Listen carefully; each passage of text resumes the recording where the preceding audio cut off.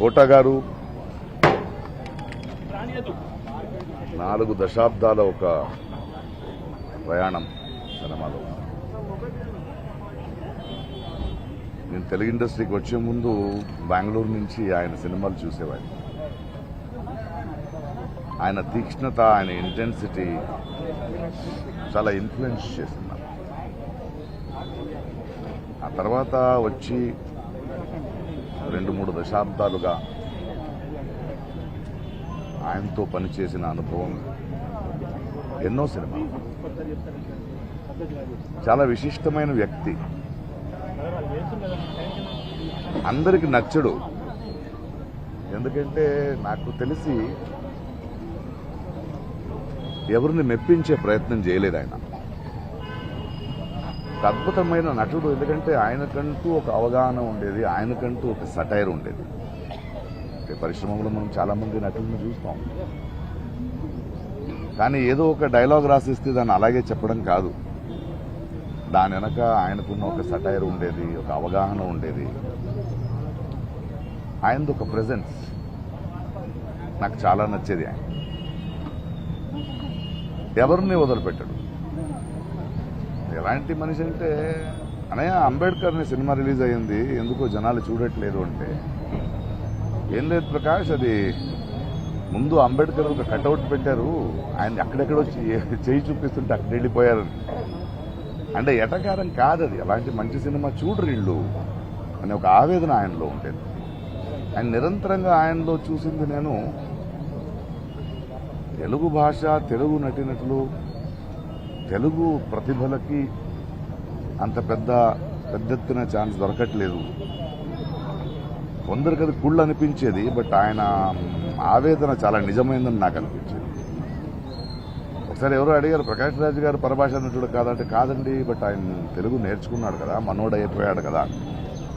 ఆయనకు అదొకటి ఉండేది. ఎందుకంటే నా భాషని తప్పుగా ఎవరో పలకరిస్తారు, అనవసరంగా మన అవకాశాలను తీసుకెళ్ళిపోతారు అనేది చాలా నచ్చింది ఆయనది. చటాలు నా మీద కూడా వేసేవాడు ఆయన. నేను చాలా హ్యాపీగా దాన్ని తీసుకునేవాడిని. ఎందుకంటే ఆ పెద్దరికం, ఎవరి గురించి అయినా ముక్కుసూటిగా కమెంట్ మాడొచ్చెను చేసే చనువు ఆయనకి సంపాదించుకున్న వ్యక్తి. పోయిన సంవత్సరం షూటింగ్లో నేను, ఆలీ, బ్రహ్మానందము, బ్రహ్మాజీ మనమందరూ ఉన్నప్పుడు నాకెందుకో ఆయన చాలా గుర్తొచ్చి, ఎక్కడా కోట గారు అన్నా. లేదు, ఈ మధ్య ఆయనకు ఒంట్లో బాగాలేదు, కొన్ని రోజులు సినిమా చేయట్లేదంటే నిన్న ఫోన్ చేశాను. ఏం చేస్తున్నావు? ప్రకాష్ చెప్పు. అలా కాదు, ఒంట్లో బాగాలేదన్నారు, షూటింగ్ లేదన్నారు, ఇంట్లో ఏం చేస్తున్నారు, బండి పంపిస్తాను రండి అన్న. నేను ప్రొడక్షన్ నుంచి బండి పంపించాను, ఆయన వచ్చారు. వచ్చి సరదాగా ఆయన మన సెట్లో కూర్చొని మాట్లాడుతూ బ్రహ్మానందంగా అందరితో మాట్లాడి ఆనందం చూశాను. నేను ఫోన్ చేశాను, ఈవినింగ్ వెళ్ళాడు. ఆ తర్వాత కూడా 2-3 సార్లు నేను ఏదో అవసరం ఉన్నప్పుడు ఫోన్ చేస్తే మాట్లాడేవాడు. అలా అద్భుతమైన నటుడు. తెలుగు సినిమా, తెలుగు జాతి గర్వించదగ్గ ఒక కళాకారుడు. ఆయన చేయాల్సింది, ఆయన పాత్రలు మనం మర్చిపోలేము, ఆయన సెటైర్లు మర్చిపోలేము. తన జీవితంలో ఇంట్లో చాలా పెయిన్ చూసిన ఆ నొప్పిని ఎప్పుడూ బయట ఒక మెలోడ్రామాగా ఆయన వాడుకోలేదు. తనంటూ ఒక వ్యక్తిత్వం. అలాంటి వ్యక్తులు నాకు చాలా ఇష్టం. ఎందుకంటే అజాత శత్రువుగా అందరికీ నచ్చే బ్రతకడం కన్నా నేను ముక్కుసూటిగా మాట్లాడతాను, ఎవరైనా పట్టించుకోను అనే ఒక వ్యక్తిత్వం ఉంది కదా, అది చాలా అరుదు.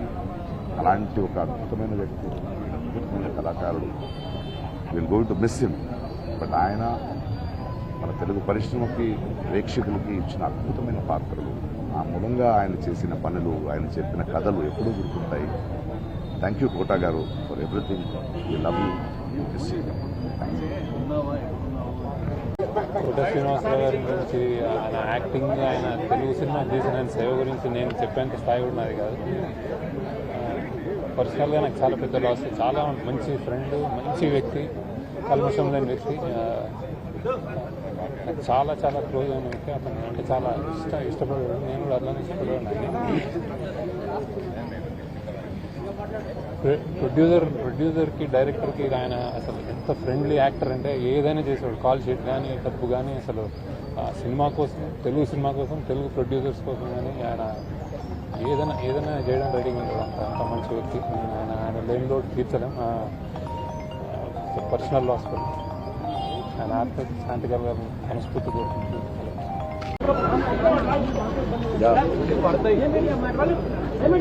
ఈరోజు నిజంగా చాలా బ్యాడ్.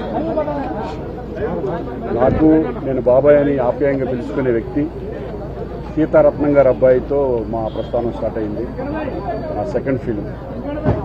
అక్కడి నుంచి ఎన్నో సినిమాలు ఆయనతో ఉన్న నాకు అనుబంధం కానీ ఒక ఫ్యామిలీ పర్సన్గా మొన్న కూడా ఈ మధ్య కూడా ఎప్పుడు కూడా ఫోన్లో మాట్లాడుకుంటూ ఆయన ఆరోగ్యం బాగోలేదు అని తెలిసి కూడా ఎప్పుడు మాట్లాడుతూ ఉంటాం.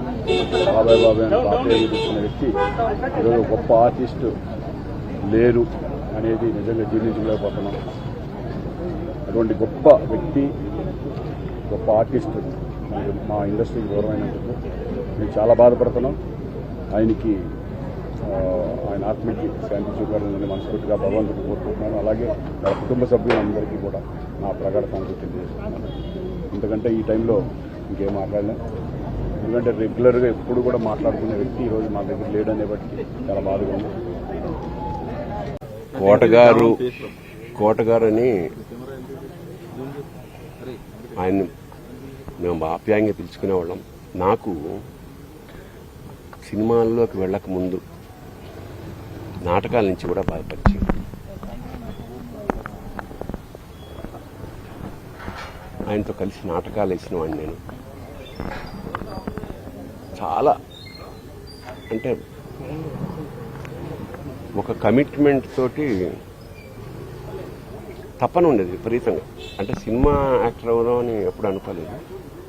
బట్ నాటకాల్లో బ్యాంకులో పనిచేస్తున్నప్పుడు ఒక మధ్యతరగతి ఇంట్లోంచి బయలుదేరిన అతని ప్రయాణం అంచెలంచెలుగా one of the best villains of Telugu industry.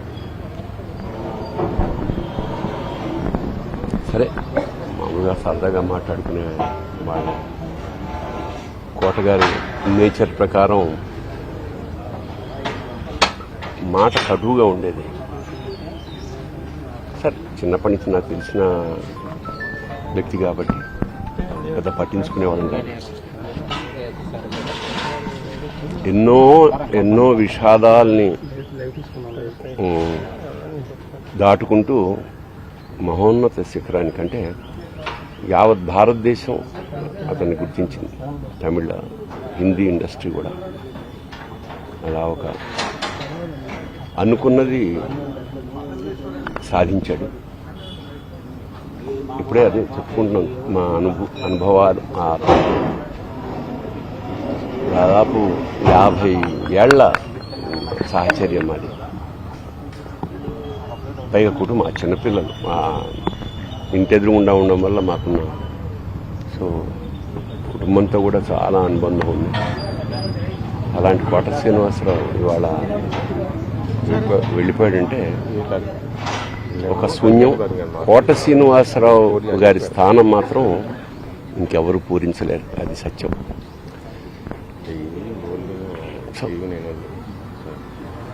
ఆయన మనశ్శాంతి, ఆయనకి ఆ పరమేశ్వరుడు ఆ కుటుంబానికి ఆయనకి మనశ్శాంతిని కలిగించాలని మనస్ఫూర్తిగా ప్రార్థిస్తూ, మాకు కూడా కొన్ని వందల వేల అనుభూతుల్ని మిగిల్చిన కోట ఇవాళ కూలిపోయింది.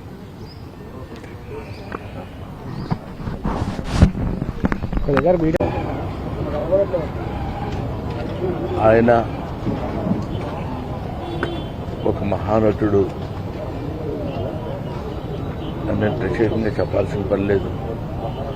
ఒక దశకంలో నేను, కోట శ్రీనివాసరావు, బాబు మోహన్ మేము ముగ్గురం ప్రతి సినిమాలో ఉండేవాళ్ళం. రోజుకు 18-20 గంటలు పనిచేసేవాళ్ళం. ప్రతి లాస్ట్ 40 years 4 decades-గా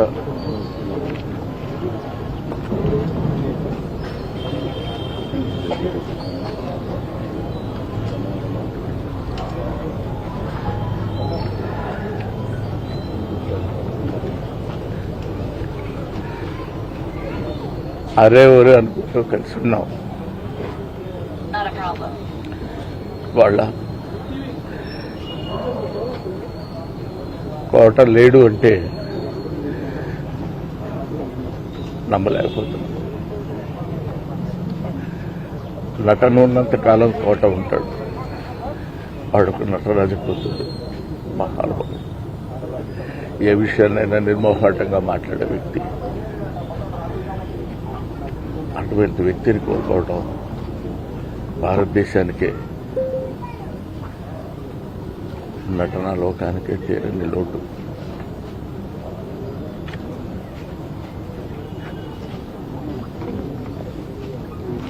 చివరిగా బ్రహ్మానంద గారు